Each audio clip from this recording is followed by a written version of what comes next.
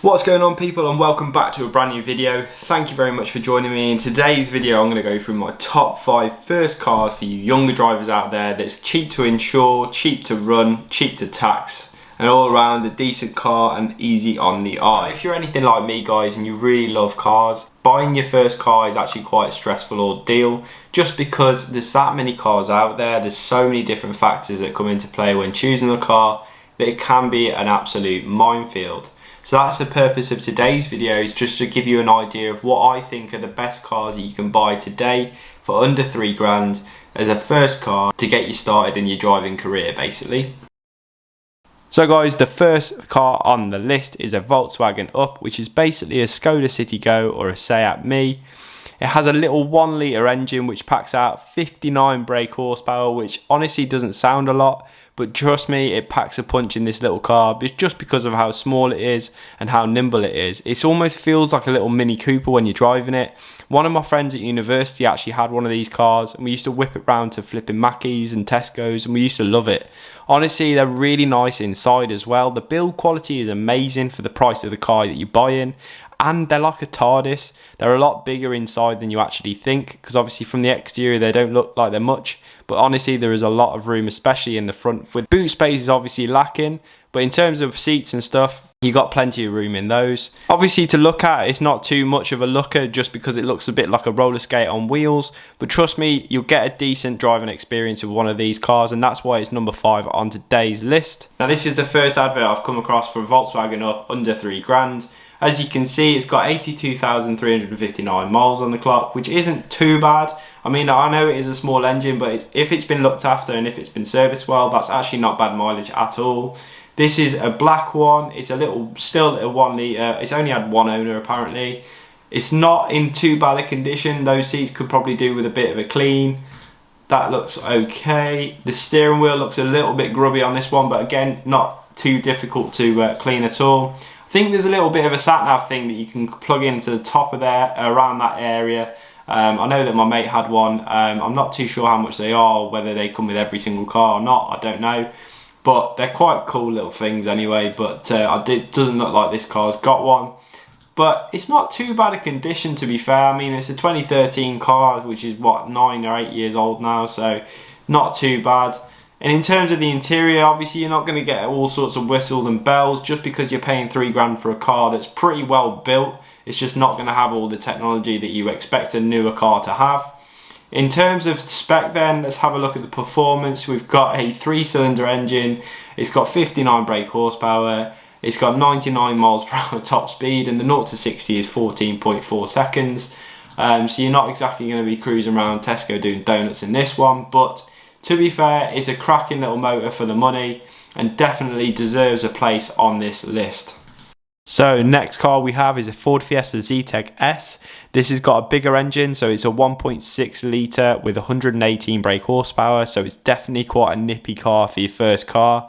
You will be sort of paying for that in your insurance. I think it's an insurance group 16 if I'm right. We'll double check on Auto Trader later anyway, but you're definitely paying more for insurance on this one than you would a VW Up, but you're still getting a lot more car for your money, and it's definitely a better looking car than the VW Up. In terms of the build quality, exterior wise, again, it's pretty standard with all these cars under 3 grand. It's not bad build quality at all. Interior wise, these are fantastic. I actually had a Zetec as my first car. It wasn't a Zetec S, but it was just the basic Zetec version, and it was really, really nice, and I loved driving that car. The overall driving experience, it had like Bluetooth, which back in the day was obviously miles ahead, but nowadays it's sort of a necessity. But yeah, it was a superb car, absolutely loved it, great on fuel.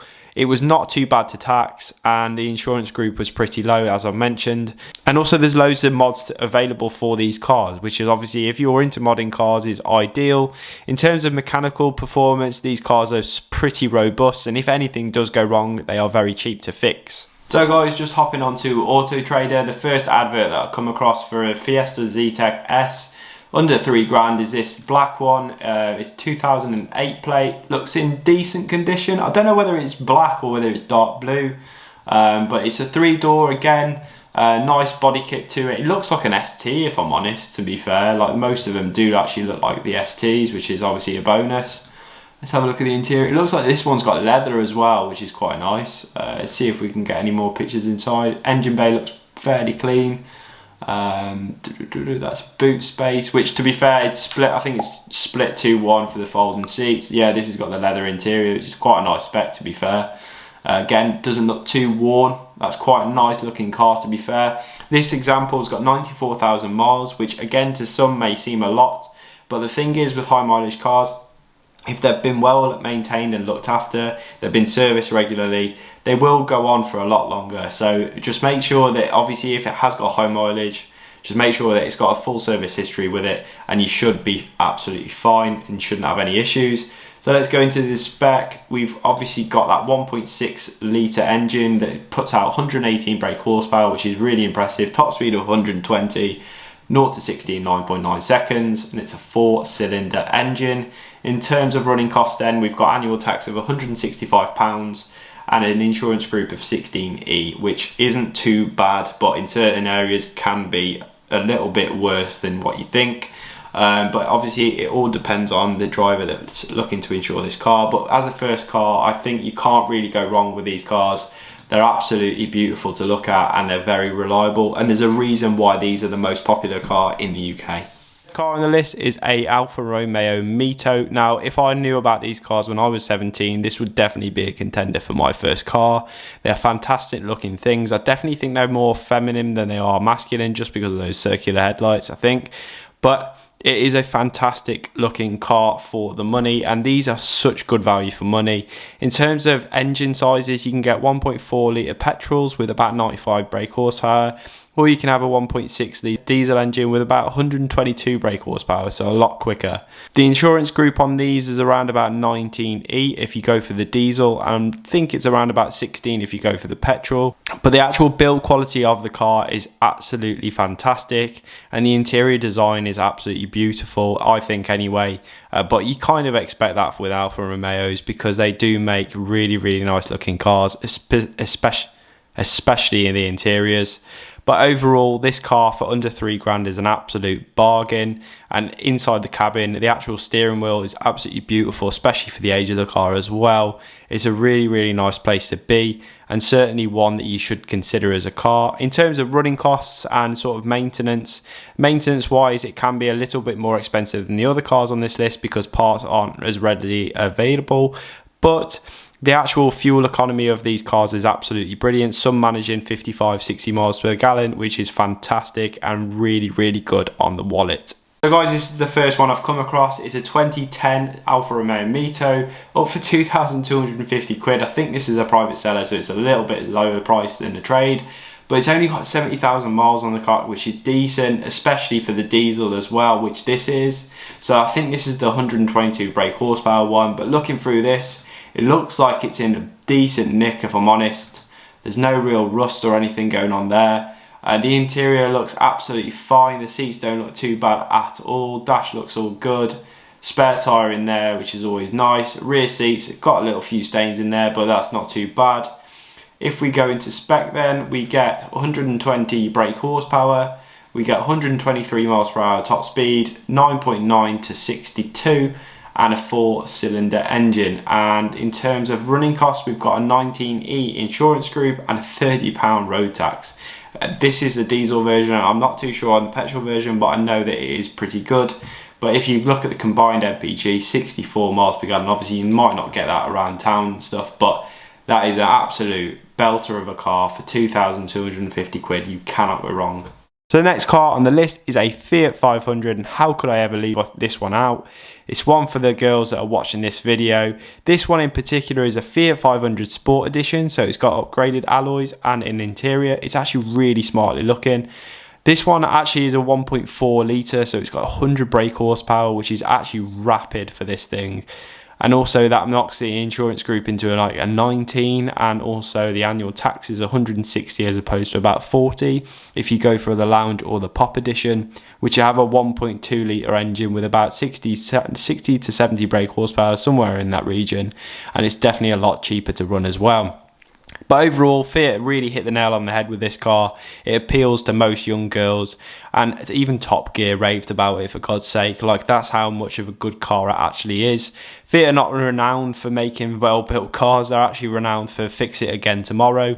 But in terms of the Fiat 500, it's a cracking little car. If things do go wrong on it, it's very cheap to fix, so not a massive problem at all.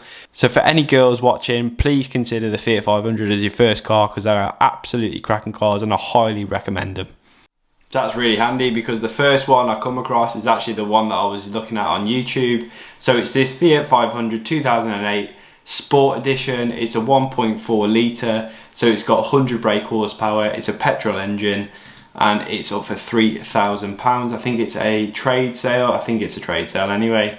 This one is a black one. It's got really nice condition, to be fair. The pictures aren't the best, but it actually looks like it's in really good nick. If we go through these pictures, try and get the interior, there we go, that's the dash. It's a pretty simplistic dash, to be honest. That's the Sport Edition, so I think you get the nicer wheel, and it's all this black dash. But it's actually really nice. I think they come with air conditioning, and they also have that power steering city driving thing, which is pretty cool. Inside, again, it's not the most spacious thing. It's about as similar as the VW Up, but that thing was a bit more of a TARDIS than this thing. So yeah, the inside is definitely lacking on space, and boot space, you can sort of forget about it because there's basically nothing. But overall, the look of the car, especially for girls, it's a nice looking thing. And some lads suit the sports, but you're probably more looking towards a Bath if you're a lad. But even still, it's still like a nice looking car. And if we go down into specification, performance wise, it's a 4-cylinder engine. This one's got 100 brake horsepower, as I mentioned, top speed of 113 miles per hour, and 0 to 62 in 10.5 seconds, which is pretty impressive, if honest. Running cost then, a tax is actually 180, not 160. Insurance group is 12p, which is brilliant. Combined miles per gallon is 48, which is pretty good. I reckon you could get about 55, 60 on the 1.2 version.